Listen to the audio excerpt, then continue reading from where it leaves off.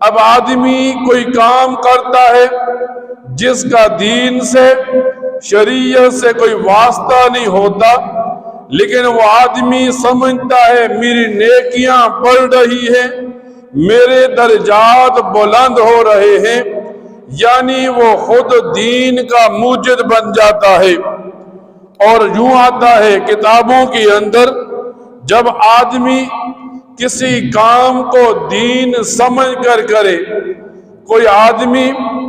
ایک کام ایسا ہے جس کا شریعت سے واسطہ نہیں اور وہ آدمی دین سمجھ رہا ہے،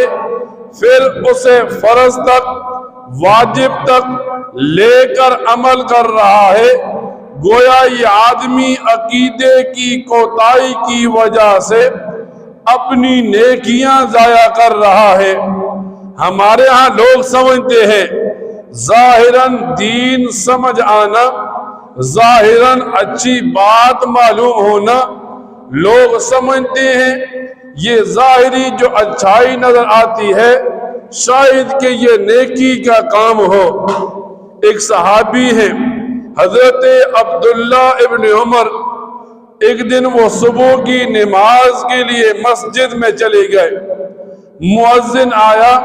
مؤذن نے آ کر آذان دی۔ جب تھوڑا سا وقت گزرا اور مؤذن نے دیکھا ایک میں ہوں، ایک حضرت عبداللہ ابن عمر ہیں، تو مؤذن نے آذان دینے والی جگہ کھڑا ہو کر آواز دی الصلاۃ الجامعہ، نماز کے لیے مسجد میں اکٹھے ہو جاؤ۔ جب پھر کچھ لمحے گزرے،